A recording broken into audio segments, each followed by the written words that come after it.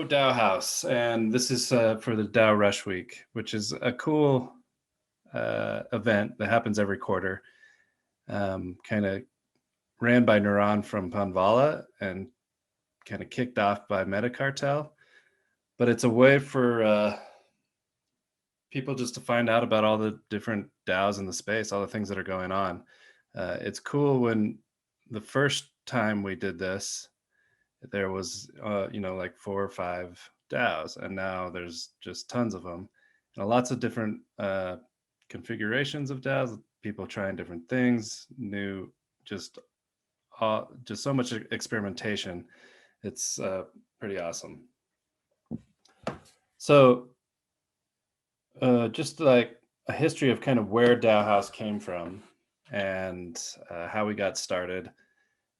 It goes all the way back to the ancient era of like 2 years ago, which in crypto time is actually a really long time. I was in a dev team called Odyssey Automation, and we were a small team of 3 people. And we decided right off the bat that we were going to kind of run as a co-op and share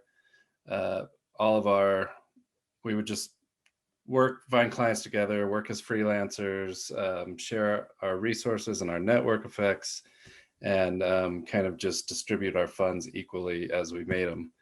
We decided to use a multi-sig at that point.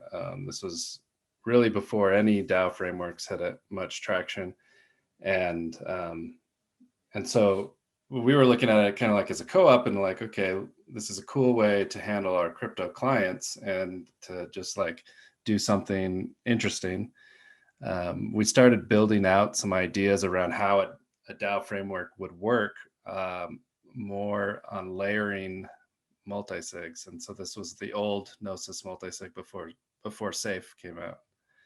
And it's kind of interesting because we're almost we may be coming kind of full circle back to, because the new Safe, we're going to be doing a lot of integrations into DAOhaus with it. So it's like started with a multi-sig. Moloch is kind of a glorified multi-sig, but Moloch and Safe combined together makes a pretty powerful combo. So like, why DAOs are important? It's not a crazy idea that can get really complicated, but really it's just a set of smart contracts that allow people to pool capital, how to allocate the capital. They can they vote on how to allocate it, and then with rage quit they can leave with their fair share of that. That's kind of like the basic principle there, and then it can get more complicated, or maybe just more options with different kinds of configurations. One of the things, like, we kind of think of it as these concentric circles going out, and you have different levels of engagement with the DAO, with the different layers of the circles. So when we first started, like I said, we started with this idea called Super Prism. That was kind of our multi-sig nested DAO framework. And then Moloch DAO came out I think ETH Denver of 2018. And when we saw that presentation and met Amin, we were like, wow, this is actually kind of like what we were looking for, because we didn't want to get anything too complex. We wanted to keep it, as simple as possible with good game theory and mechanics. And the Moloch contract fit a lot of those things. Peter Pan from Metacartel reached out to us. We actually built an NFT project back then, so it was before its time, I guess, because now NFTs are huge. But Peter Pan reached out to us and told him about this idea of Metacartel. He tried to get into Moloch DAO, the Moloch DAO, and he was rejected. He came to us and told us about this idea for Metacartel, which was a current working group working on meta transactions, and how they were going to DAO it up. And so at our core team at Odyssey, who were working on DAOs, we were really interested. So we helped get Metacartel started. And that was actually the first project Metacartel did, was like to create an interface around this Moloch contract.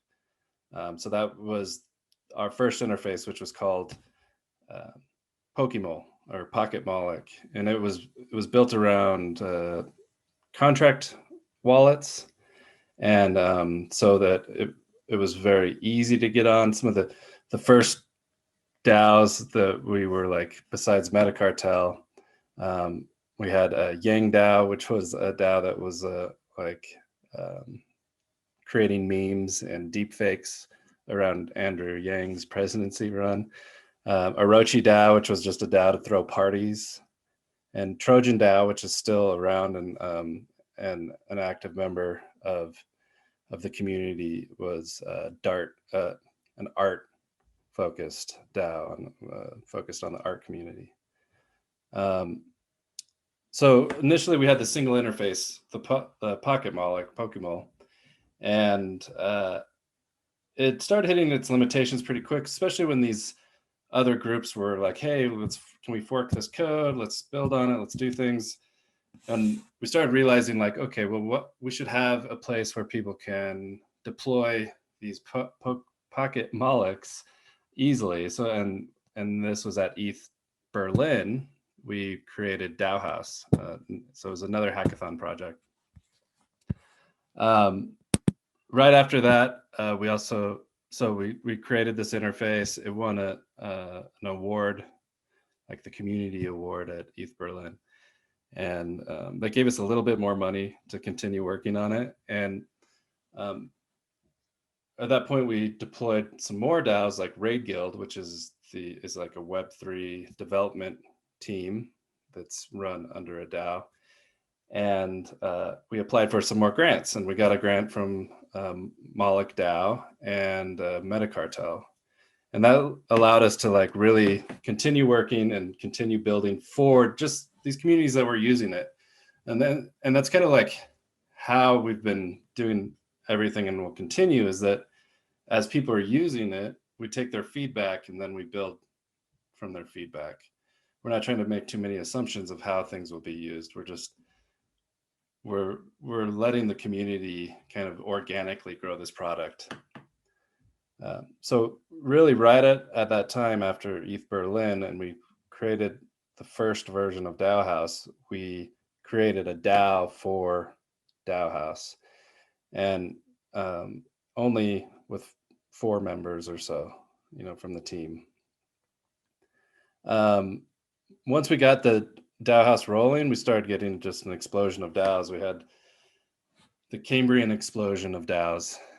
So this is like the modern era where everyone was doing more experiments, launching DAOs, things like Lex DAO and Metagamma Delta, Raid Guild, a bunch more, hundreds of others, and DAO Square. We continued to see like we needed to continue building this out because people were liking it. And that's when we did our first kind of pre-seed raise with what we called the CCO, which is the Community Contribution Opportunity. And basically using a DAO, people were able to, our community was able to put in funds and get loot. And then we used it like a DICO, which, if you're familiar with what a DICO is, it was first proposed, I think, by Vitalik Buterin, about a way to handle kind of the ICO issues of the last bull run. And basically the devs had some governance over funds, but they couldn't just walk with them. And the investors could exit at any time in the case where these early startups were shown that they weren't able to execute, or were actually just going to pull the rug on everyone. So it turns out the rage quit mechanic is really perfect for that. And then this idea of shares and loot, where loot has no voting power and shares has voting power. So these early community members that were able to put in some funds they had the ability to exit at any time. When we first did this, everyone was like, don't do that because you're putting too much power into the investors' hands. They're not going to see the longer term vision, and they're going to, if anything happens, they're going to leave. Well, it turned out like no one left. We had like 100+ investors in that first round. We raised a really small amount, a couple $100K comparative to things these days, but and this was in the middle of the bear market. But no one left. Everyone hung out, and we went through the entire process of just requesting funds from the DAO as we were working, and delivering on our milestones. And then at the end, the tokens were released to these initial investors. So yeah, then we went on and just had our token release about a month ago, which is the house token. And when we did that, we also did a drop to all the DAOs that have been, helping us build this along the way. We dropped to them by involving them into this new DAO called DAOhaus. So they all have say in the total token supply that we have and how we spend it and distribute it, and really how the growth of the product happens. And they also have the ability to rage quit if they want. So the drops to these DAOs, ranged from a couple $1,000s worth of our house to $100,000 worth of our token. So it was a pretty substantial drop, and it's been really cool. We're kind of in this like reorg period now, right? Because we're going from just us working on this project. The DAOhaus DAO has actually grown to maybe 20 or 30 core developers, marketers, and just product team, and an expanded community of loot holders, and now an even larger expanded community of the house token holders. So that's kind of like the concentric circles I was talking about at the beginning.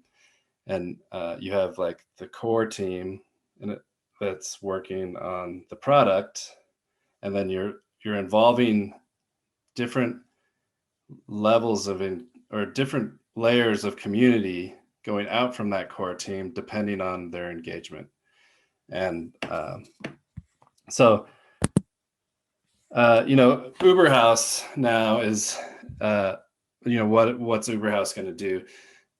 So managing the full supply of our tokens, they're going to be doing some grants, and so people starting new DAOs, people with ideas on things that can add to the DAOhaus ecosystem, we'll be doing grants there. There'll be some curation on like eventually. So one of the things in DAOhaus is these boosts. And we're evolving the boost into more of a marketplace, which will be developers and projects being able to offer a boost, an integration between a DAO and their project, and then the curation will probably happen through DAOhaus. Also, just general direction and the way we move forward. The real power in DAOhaus is just like the power in any community, so it's a community of communities, and the network effect of being able to introduce people from one community to another community, start creating collaboration, having this web of like social graph where everyone is connected somehow, and they're all tied together with similar incentives through the house token and through being in DAOs. So there's some farms now, and the farms will be growing. Right now there's a farm on XDAI. It's XDAI house tokens, or you can actually just stake house for some rewards. And we'll be adding more pairs. One of the interesting mechanics of DAOhaus is as DAOs are growing and maturing and creating tokens, they can use our farms as well. So like adding a farm is kind of like a boost. One of the ways they could add to that is by adding their tokens to the DAOhaus treasury, and then DAOhaus farms funding rewards with house token. So that creates like a squad wealth kind of, but a big squad wealth kind of thing, where everyone is, DAOs are kind of like these little startup communities. So we want to help them get started. And some of them are going to be really successful, some of them aren't, but we can all share the risk with each other. Yeah, so that's, it's all DAOs. It's all DAOs all the way down. And I think we think here and in the future that everything's going to be a DAO. Like they're really flexible, and they're a great way to engage community and a great way to defeat issues of coordination and collaboration, align incentives. And so really excited about that. So that's my first kind of 15 minutes of presentation. Now, it looks like a couple more people hopped into the call, so that's awesome. And I think we can just kind of open up the floor and let people talk about their DAOs and the things they're getting started. If you guys have any questions, hit me up. Go ahead and raise your hands. The stage format's a little weird. I kind of want to just grab random people and throw them up on stage, but.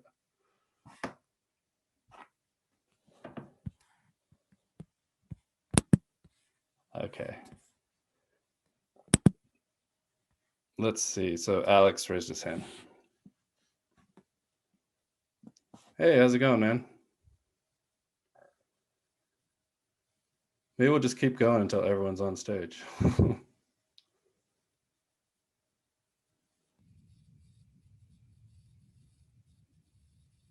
you hear me? I can't hear you, Alex. I don't know if I have an issue with. I see the green square. Oh, can you hear me now? Yes. Oh, interesting. I have push to talk enabled, I guess. Okay. Yeah, great presentation. Yeah, I haven't done the stage before, so this. excuse me. Yeah, so I was curious about how some DAOs are building with voting based off of their native ERC20. So that is just kind of governance of a protocol. And so you could have that be whether that's Uniswap or Ocean DAO or Compound. It's just the native ERC20 is that kind of governance token. With regard to a Moloch DAO, it's DAO shares, and so it's kind of they're both DAOs, but they're both they're different formats of how vote is enabled. One's off of DAO shares, off of your contribution to the shared wallet, and that you get back, versus you can just buy some of these ERC20s off the open market. So I was curious how DAOhaus might be looking at sort of this alternative version of DAOs, yeah. if that makes any sense. Yeah, I think we're seeing a lot of different kind of DAOs. Like, so that's there is a real difference there between a token holder DAO. It's kind of like a populist thing where anyone can buy a token. They can buy as many as they want. They can transfer to someone, and then that token gives them weight in some type of protocol governance. Or in some cases, it's like a snapshot vote where they signal what they want to do, and then a small team on a multi-sig executes it. And now, even with Gnosis, some oracles that are out now, there can actually be direct execution from token holders through the safe. These are all really cool things, and I think they're totally valid ways to have a DAO and different DAO configurations for different use cases, right? So on the other side of that is the Moloch DAO, which is share based, and so non-transferable shares, permissioned membership. So every member has to make a proposal, potentially some kind of tribute, to receive shares. The shares are non-transferable, but they're directly tied to a treasury and directly tied to execution of on-chain actions. Because they're tied to the treasury, that's what enables Rage Quit, which is the Moloch DAO's version of easy exit. So on the token holders version of easy exit, it's selling your token. In Moloch DAO, it's doing a Rage Quit and taking your fair share of the treasury. So that's guaranteed on the Moloch side. On the token holder side, it's really dependent on how much liquidity is in the market, if you can actually exit easily. But the way that I like to look at it, and I draw a lot of like ties to open source development, is that a community has its core members, and they're really the ones that are putting in, they know the problems. They're the ones that are doing the work up front and also able to execute quickly and do things like that. And that's kind of how I see the core Moloch DAO. And in a token DAO, that might be the multi-sig, the 3 of 5 or whatever it is. So the core team in a Moloch DAO can grow much larger, right? Scaling signers on a multi-sig is hard because you have this issue of quorum, and it's basically one share per person. Scaling a core Moloch DAO, you have weighted governance through shares. You have the potential of loot, which is a non-governance token. And you can also scale to much larger, hundreds, if not thousands of people. But the weakness of the Moloch is it doesn't have that engagement like a token does, where it's super easy to get access and not permissioned. So the way that I kind of look at it when the open source model is, you have your core team, then you have contributors that are kind of like helping where they can, reporting bugs. They're still definitely part of the community, but not necessarily core decision makers. And then you have all your users in the open source world, right? And so I think it's similar in a DAO where you have the core team, and then you can engage your greater community through a token. And so, and through snapshot kind of voting. So a Moloch DAO can own a token and the core team manages the token and allows this token to engage the community through a combination of Safe, Gnosis Safe, and Moloch DAOs, which we're building some really cool integrations right now. You can actually kind of do both. You can have the core team treasury, which is managed by shares, and then you can have another kind of satellite vault, either as a Gnosis Safe or as a minion, and that can be directly managed through the Gnosis Safe Oracle to have token voting to direct execution. So sorry, I kind of went on that, but does that kind of answer your question, Alex, or you got anything else? That was fantastic, and yeah, I love this taxonomy breakdown, which is, as these schemas are getting created and evolving, just understanding them is super important. And I really like the permission versus populace, and then what are those mechanisms within each,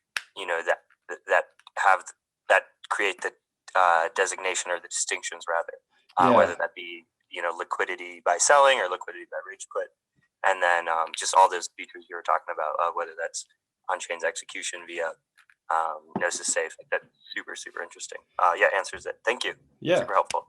Yeah, I want to get like, I have this like kind of sizzler video in my head of how like to explain that in um, a little 20-second video or something. And so I'm talking to some of our rangers, which are our comms content people, about maybe making some diagrams and things that explain that a little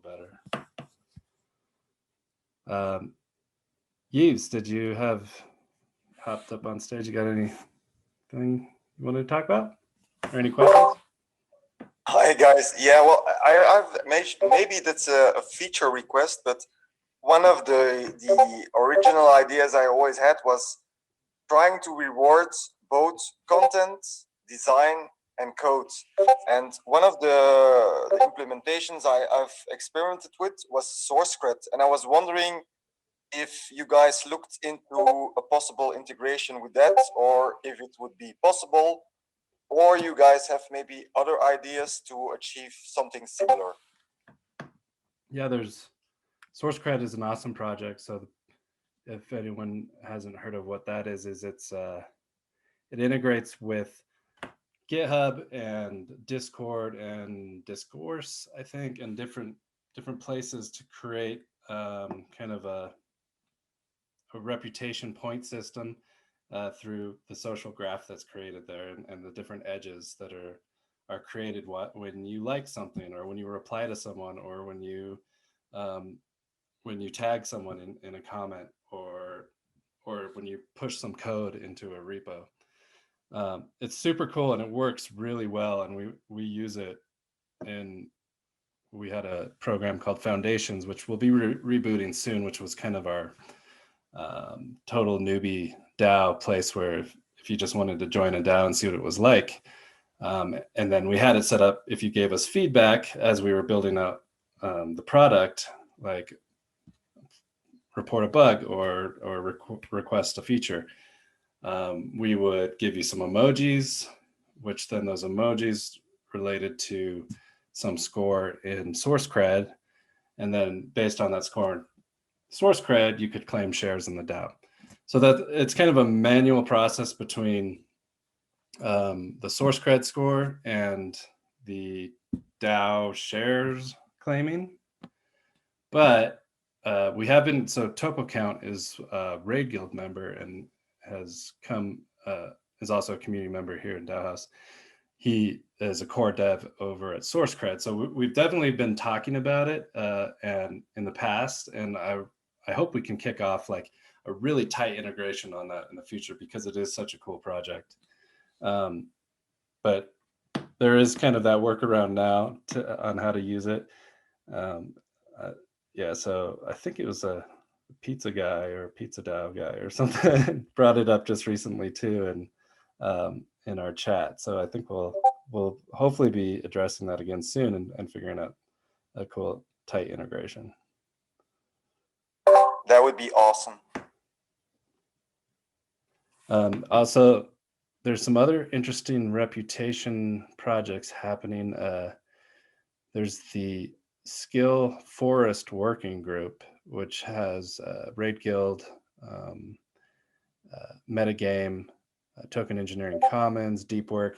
A bunch of groups in the space are talking about like these skill trees and how it might work. In Raid Guild, we started a project to kind of explore it, and we actually ended up like going back to more of the root problem of reputation initially, and how a DAO can issue a reputation more based like on DAOstack's version of rep, which is a decaying reputation, which I think makes a lot of sense, because with DAOs being usually fairly open and people coming and going, someone could earn a lot of reputation up front, but then not participate or forever, or whatever it is.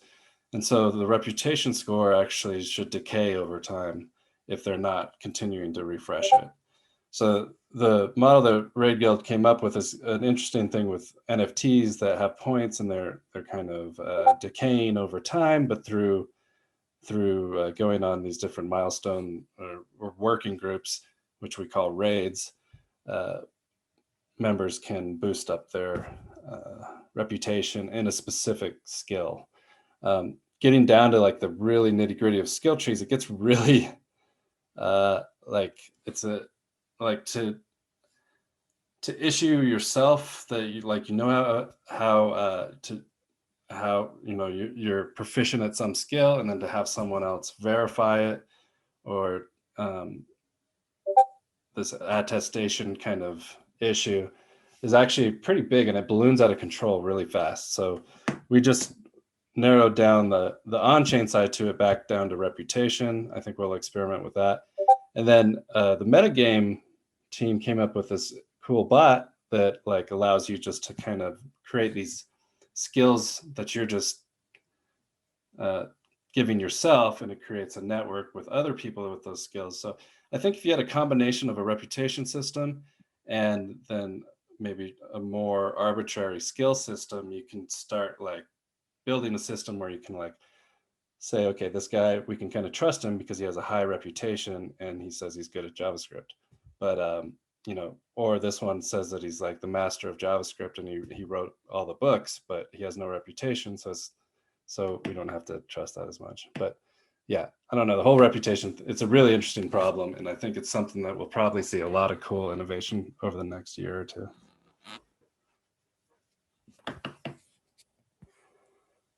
Anyone else have any questions or anything they want to talk about, or just raise your hand and I'll pull you up on stage.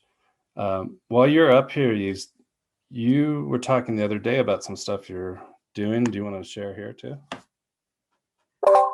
Yeah, the amazing thing is that after that open stage, I actually was visiting your guys' Discord, and I saw this smart contract developer who posted something on I don't remember which channel, probably the tavern or whatever. Anyway, I DM'd him, and we've been chatting all day, and yeah, making incredible brainstorm together. So that's just another way of telling everyone here listening that it really can pay off to be active on the DAOhaus Discord, because that for me that was a little bit of a breakthrough, because I was stuck figure out some smart contract stuff for the project we're running, and yeah, so that was a breakthrough, and that's thanks to you guys. I love that story, and it really highlights, I think, the thing that Naran really knows a lot about is the network effect, and really how it's not just the DAOhaus community, it's the ETH community, and it's really everyone who's like, you know, taking the pill or whatever. Like there's a new future coming, and at least that's what we hope. And you know, so people making connections like that that's the power. That's worth more than ETH.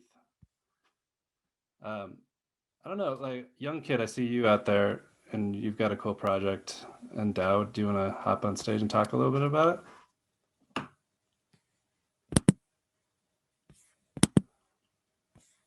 Or Vin just hopped in. Anything? Oh, here comes young kid.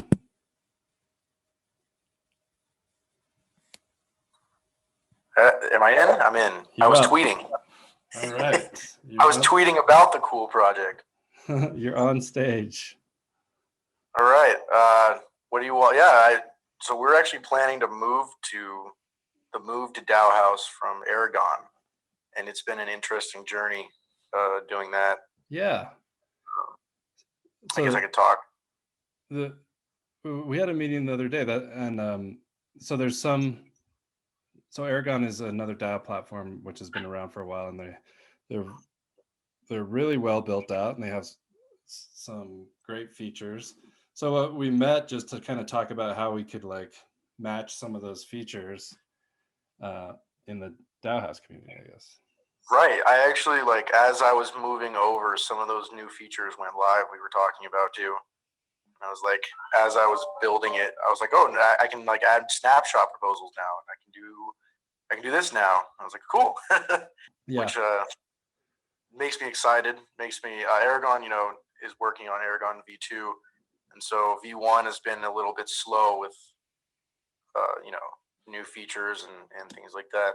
So it's nice to see such a community oriented, like I don't know, it's exciting to be a part of like DAOhaus, Yeah, and it's a great feature. I think in the future,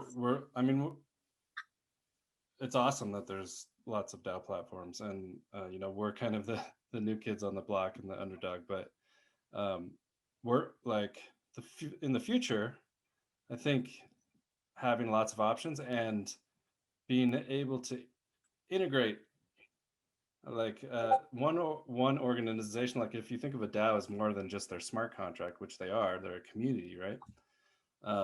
Being able to integrate multiple parts from different platforms makes a lot of sense, and it's so yeah, we'll see how that goes. Yeah.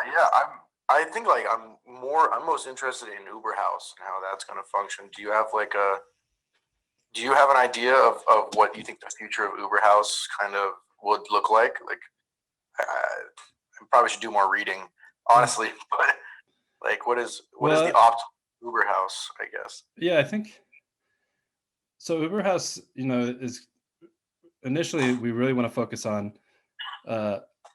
making the DAOs succeed, and one of the ways they can do that is through these network effects with each other.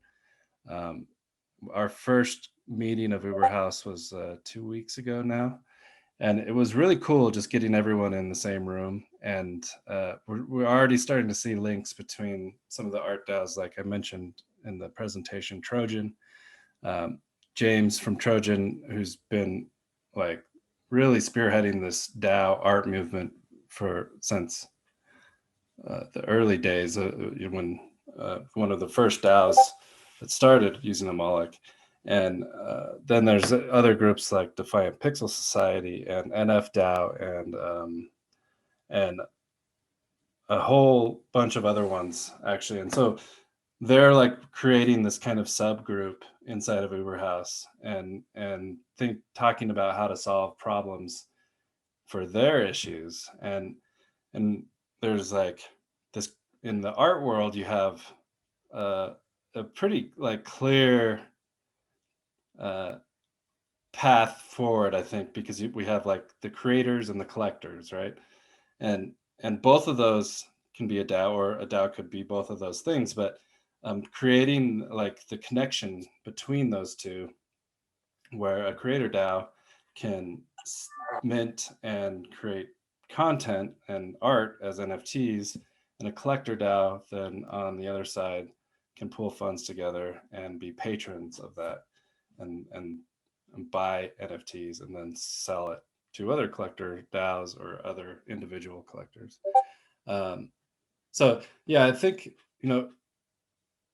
DAOhaus will decide how it'll grow in the future, but our initial goal is really to help people succeed. And so I think through our grants and through our kind of shared treasury, we'll be able to get some of that going.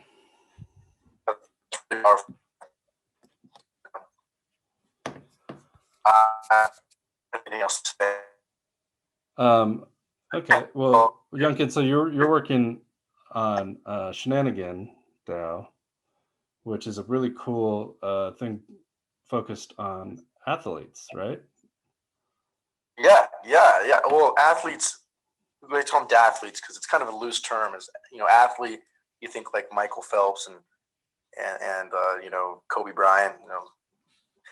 We do support them, but we also are just extremely excited about making these like crypto athletes, right? Like these like decentralized athletes that are kind of ushering in new sports that like in the past, people they exist already, but no one's like, hey, you can earn money doing that. And I think we're ushering in, the underwater basket weavers and the professional eaters or something like that, right? Like, all kinds of layers, right? So we're a DAO that could they be both a basket weaver and an underwater? eater? Yeah. Oh, wait. I don't know. That's the point, right? Like, I think I was talking to someone and I was like, dude, if you busting through glass doors, that would be a great sport. It's so random, right? But in some ways, we are an athlete DAO, but we're not a DAO of athletes. We really want, like, the fans are just as important. The people that aren't participating. Have you ever seen that? It's a Reddit, a subreddit called the Ocho, I think, and it's just like the most like bizarre random sports, like what we just said. Probably I think I have. I mean, I haven't. I kind of like took a pause from Reddit in the last years, to be honest. But I probably have seen it, and it's probably inspired the original idea. Yeah. No, I actually, if you're familiar with Badlands, I like watching professional eating. I don't know why. I think it's really entertaining. And Badlands Chugs, I was like, this guy needs to make more money for chugging a boot full of salsa or something. Like, I don't know. It was really funny, but like, we are called Shenanigan because you're supposed to have fun with your sport. So we are trying to be the most fun DApp/DAO on Ethereum or in crypto, right? That's like the goal. Yeah. And you guys are doing some cool things with a farming kind of merchandise and lots of cool things to check out. Yeah. So like a month ago, we released Drip. Drip.farm is the link. We collaborated with OneHive, which is another like crazy DAO, like extravaganza platform, and essentially we wanted to take the Unisocks model but make it about like promoting liquidity between communities. So we actually took Honey and we took Particle, which is Shenanigan's token, and we had them and the liquidity token between them, and people could stake those tokens to earn the product version, the socks version of our product, right? So OneHive actually did a plushie, which I just ordered a sample of, which is exciting. And then Shenanigan did some sweatpants, that you could, exercise in. And it worked super well. It was super fun. We had a bumpy start, but that's, it's the story I can save for a YouTube video. But it all like pushed out really well, and like it was really exciting. People are really like into getting these like swag drops, and so we're hoping to extend it to more. The original plan was for this to be an XDAI like commune of just projects kind of collaborating and like sending out their swag and returning with larger liquidity pools, Yeah, I know that Raid Guild was making a beer because one of our members is a dev product dev / beer brewer. So we were like, oh, that'd be cool. Let's make the Blood of Moloch beer. But I worked just dripping the blood of Moloch, right? That'd be great. I think that the thing you mentioned about like having fun is really important here at DAOhaus too. It's like it really stems from Metacartel. It's like one of the things in our manifesto is don't take yourself too seriously, or don't take the DAO too seriously. And I think that's actually a really good point, because some of the other DAO platforms, it's always been about like these huge like taking over governments, or or like huge liquidity pools that are making giant moves, which is cool. But there's also a long tail of everyone else who just wants to have fun. So yeah, and totally. The whole point like of Shenanigan is I don't expect. I shouldn't say this on record, but I don't expect Shenanigan to be the biggest crypto app in history, right? But I do expect it, to be the one that breaks a barrier into a specific field of Web 2, right? That we need crypto to break into, right? Which is really exciting for me. Yeah, you can't reward athletes, right? Like with Web 2, it just doesn't really work. with crypto you can, or with Ethereum, really, it's like super doable. And so yeah, that chasm, right?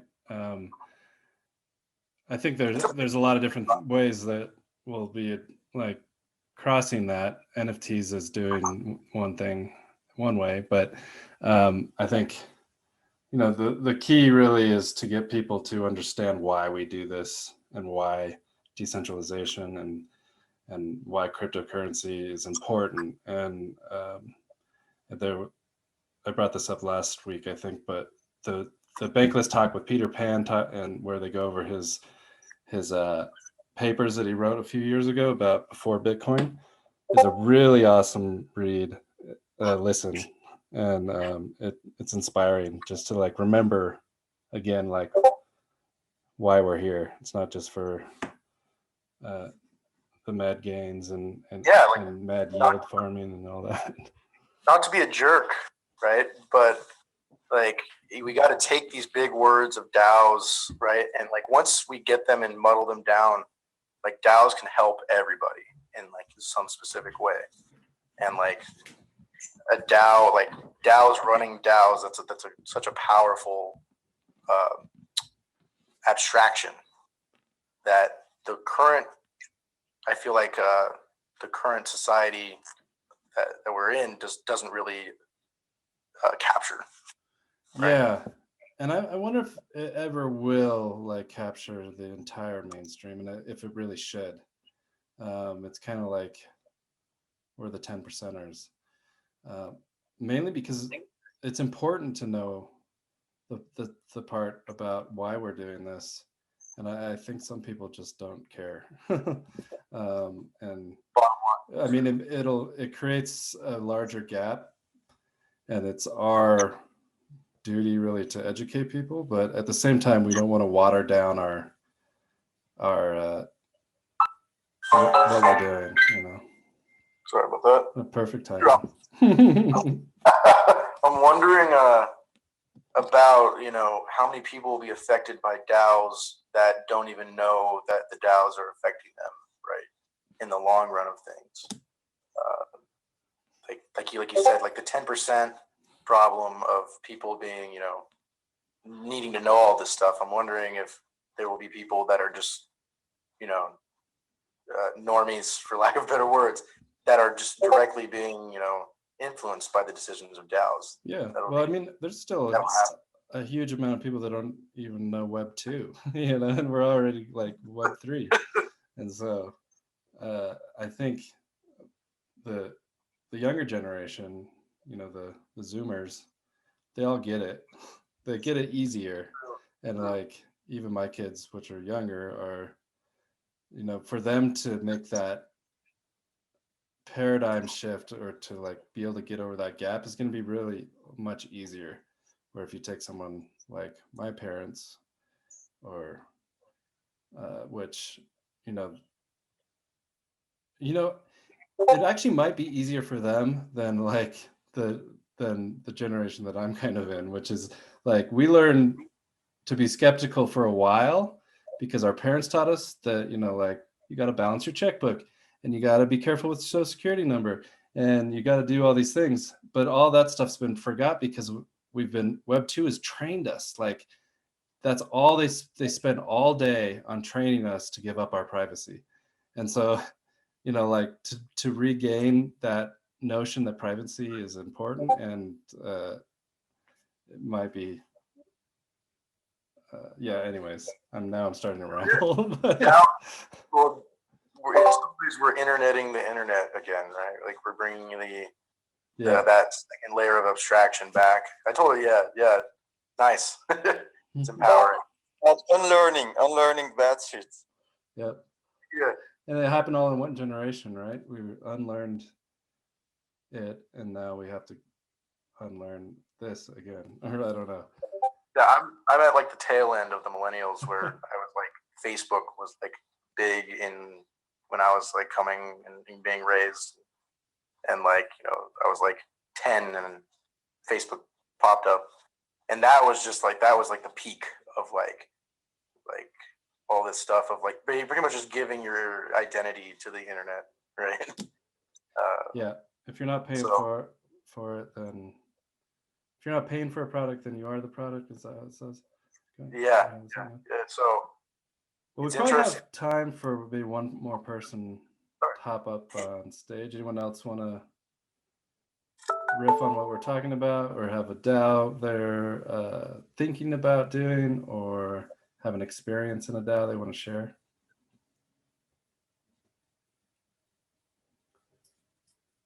Maybe Bao?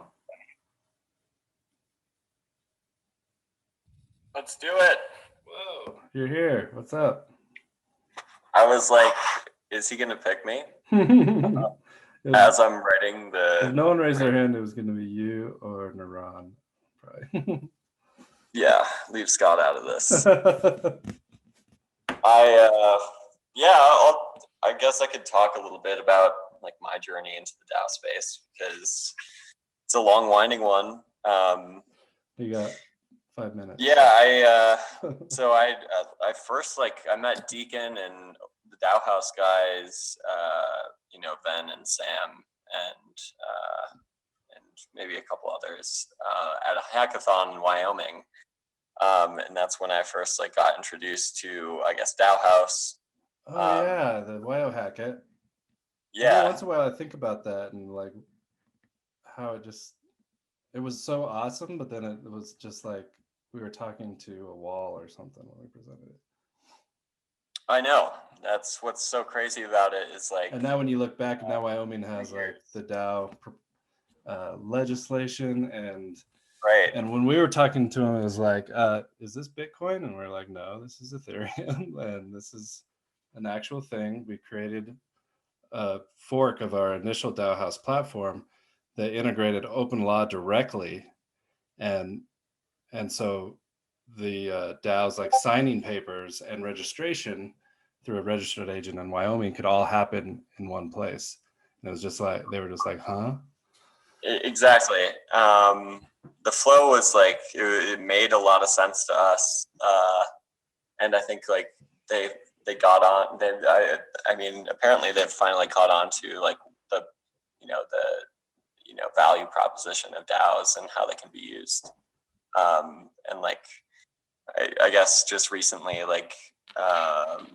they've created some legislation now around operating legally DAOs in the state of Wyoming, which, sometimes that's something I've figured out, more recently is that you just have to be patient in the space, and let projects really I wonder if because we had a law student, and so this was a hackathon, right? Right. And it was at the University of Wyoming, and there was a law student there that was on our team, and he wrote up this Series LLC agreement that worked with DAOs. I wonder if they used that or referenced that at all. I wonder. Yeah, I'm pretty sure we still have the Telegram group, so maybe we could go back and try to get them back re-engaged.